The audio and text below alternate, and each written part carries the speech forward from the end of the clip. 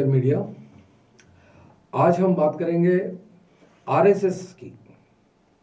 RSS की बात माने राष्ट्रीय स्वयंसेवक संघ। ये मोहन भागवत का ऑर्गेनाइजेशन के बारे में नहीं, बल्कि जनार्दन मून जो आरएसएस को कायम किया है वही नागपुर में, और उनके बारे में और उनका प्रेस कॉन्फ्रेंस के बारे में। उनका प्रेस कॉन्फ्रेंस जो नागपुर में वो किए हैं वो ट्रेंडिंग में है और वायरल हो रहा है व्हाट्सएप ग्रुपों में, फेसबुक में। जैसा कि वो जनार्दन मून ने कहा कि उनका ऑर्गेनाइजेशन की संख्या 2.5 लाख है हिंदुस्तान सतह पे, और वो इंडी अलायंस को सपोर्ट कर रहे हैं।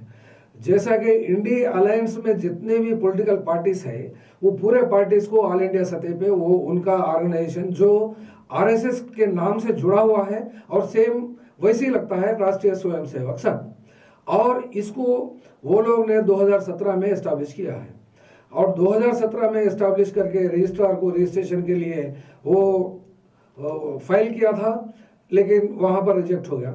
उसके बाद में आरएसएस को अफिलिएट करने के लिए भी वो लोग दरखास्त दिए थे महाराष्ट्र की गवर्नमेंट में, लेकिन उसको भी खारिज कर दिया गया।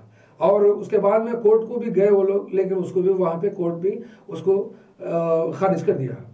इसकी वजह क्या है? ये ट्रेंडिंग हो रहा है ये न्यूज़, इसीलिए हम आपके सामने ये मुद्दा लेकर आए हैं। और ये आरएसएस एक नाम में 2 ऑर्गेनाइजेशन, और 2 ऑर्गेनाइजेशन जैसा कि आप जानते हैं मोहन भागवत का ऑर्गेनाइजेशन है जो 1925 में हेगडेवार जिनका नाम है हेगडेवारकर बलिराम भगत, केशव बलिराम हेडगेवार, जिसका इन ऑर्गेनाइजेशन का इनिशिएशन 1925 में हुआ था, जैसा कि आप लोग सब जानते हैं। लेकिन ये जनार्दन मून का ऑर्गेनाइजेशन जो है ये आरएसएस का है, ये भी नागपुर में है। तो इसके लिए लोग पूरे हिंदुस्तान सतह पे हो या बाहर हो, ये सोशल मीडिया में ये समझ रहे हैं कि आरएसएस में एकदम ऐसा ही सी चेंज कैसा हो सकता है। ये कंफ्यूजन जिसमें मैं भी एक हिस्सा रहा 2 दिन 3 दिन पहले। इसके बाद में मैं फैक्ट चेक किया तो ये मुझे ये पता चला कि जनार्दन मून जिनका नाम जो ऑर्गेनाइजेशन को रखा है उसका नाम भी आरएसएस है। और आरएसएस के नाम से किसी को आपत्ति क्यों हो सकती है? वो खुद एक आपातकाल है, वो खुद एक आपत्ति है हिंदुस्तान की हिस्ट्री में। जो फ्रीडम स्ट्रगल में, फ्रीडम मूवमेंट में अंग्रेजों का साथ दिया था, और उनका कोई कंट्रीब्यूशन फ्रीडम मूवमेंट में नहीं है। और फ्रीडम मूवमेंट में उनको माना जाता है, उनके जो गुरुजी है या फिर उनके कोई लीडर्स हैं, वो लोग अंग्रेजों से 7 बार माफ़ी मांगी थी। और फिर वही लोग का आइडिया यहाँ तेलंगाना मूवमेंट में, तेलंगाना आर्म्ड स्ट्रगल में भी वो लोग का कोई रोल नहीं रहा। लेकिन वो लोग जो रोल नहीं रहता वो लोग उसको अपनाना चाहते हैं और वो रोल बनाना चाहते हैं और हिस्ट्री में एक हिस्सा बनना चाहते हैं, जो कभी थे नहीं वो हिस्ट्री में। और वो लोग की कोई हिस्ट्री भी नहीं है। वो लोग की हिस्ट्री पूरी है अंग्रेजों की चापलूसी और अंग्रेजों को साथ देना, उसके अलावा वो लोग का कुछ भी नहीं है। लेकिन वो ऑर्गेनाइजेशन ये जनार्दन मून का ऑर्गेनाइजेशन नहीं है। ये जनार्दन मून का ऑर्गेनाइजेशन जो अपने आप क्लेम करता है आरएसएस के नाम से, वो इंडिया अलायंस को सपोर्ट करता है और इंडियन कॉन्स्टिट्यूशन की रक्षा करने के लिए वो एक आवाज बुलंद की है।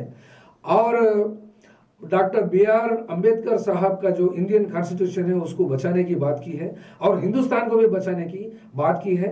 और उनका जो प्रेस कॉन्फ्रेंस है, उनका प्रेस कॉन्फ्रेंस आप यहाँ देख सकते हैं 2 मिनट के लिए या फिर 1 मिनट के लिए, और उनकी अल्फाज में थोड़ा सुनिए, फिर उसके बाद में फिर मैं कंटिन्यू करता हूँ। आज हमने हमारे आरएसएस से, हमारा राष्ट्रीय स्वयंसेवक संघ ने एक निर्णय लिया है कि इस लोकसभा चुनाव में जो मोदी जी दावा आज कर रहे हैं बीजेपी 400 पार, वो 400 पार को कैसा रोक सकते, इसका मंथन हमारे राष्ट्रीय स्वयंसेवक संघ ने किया और ये निर्णय लिया है कि इस चुनाव में बीजेपी को हराना है, देश को बचाना है, संविधान को बचाना है। इसलिए 400 पार का जो सपना है बीजेपी का, वो कैसा चूर कर सकते हैं और हमारा संविधान कैसा बच सकता है। बीते 10 साल से बीजेपी यहाँ राज कर रही है और इस 10 साल में हमने क्या पाया, हमने क्या खोया, आज हमारी स्थिति क्या है। मतलब ये संविधान का पूरा उल्लंघन है। संविधान में ठीक है, अगर वो जिम्मेदार भी होंगे, भ्रष्टाचार किया भी होगा, ऐसे कई मामले हैं जो 10-10, 20-20 साल से इस देश में चल रहे हैं, लेकिन उनको ना अरेस्ट किया गया। और ताज्जुब की बात है कि पूरे विपक्ष से ही लोग भ्रष्टाचारी है क्या? बीजेपी का आज तक एक भी लोक प्रतिनिधि हो, आमदार हो, खासदार हो, मंत्री हो, उसके ऊपर एक भी केस नहीं है। ऐसी स्थिति में संविधान बचाना हो तो हमें ये बीजेपी को हटाने के लिए इंडिया गठबंधन को ही वोट देना जरूरी है। यह समझाने के लिए हम मतदाताओं में जाने वाले हैं। हमने प्रेस नोट में लिखा है, ये सारी चीज़ें हैं। अब सबको एक एडवर्टाइज चलती है, सबको मालूम है भारत के 80 करोड़ जनता को फ्री का राशन 5 किलो दे रहे हैं। फ्री का नाम है, फ्री का, गरीबों को हम राशन बांट रहे हैं। अब आप सबको मालूम होगा वो जो चावल मिलता है, वो जो गेहूं मिलता है, वो जानवरों को खाने के लिए है। पूरे शहर में आपने सुने भी होंगे घूमकर,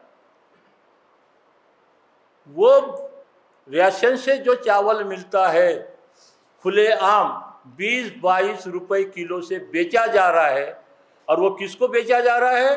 उन्होंने एक अनाज माफिया पैदा किया है। ये तो नाम है बाहर, गरीबों को 80 करोड़ गरीब जनता को हम चावल बांट रहे, फ्री में गेहूं बांट रहे, लेकिन वहां से वो गरीबों को फायदा नहीं मिल रहा।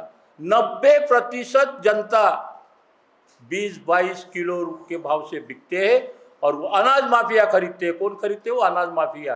तो आप देख चुके हैं इस वीडियो का थोड़ा हिस्सा। हम पूरा नहीं बता सकते क्योंकि वक्त का तकाजा है और वक्त हमें भी किसी का ज़्यादा जाएगा नहीं जाना चाहिए। लेकिन हमें भी एक ख्वाहिश है, एक आशंका है, और आशंका नहीं बोलना चाहिए, लेकिन हमें भी कुछ अच्छा लगा ये इंडिया अलायंस को, गठबंधन को सपोर्ट करना और बीजेपी को सेंट्रल लेवल में उखाड़ फेंकना। और आरएसएस के जैसा ही हम, ये आरएसएस भी जनार्दन मून का ऑर्गेनाइजेशन, वो आरएसएस से अगर कॉम्पिटिटिव लाइन्स पे अगर काम किया तो हिंदुस्तान की आवाम के लिए और हमारे लिए भी एक बहुत अच्छा रिजल्ट और कारकर्दगी साबित होगा। थैंक्स।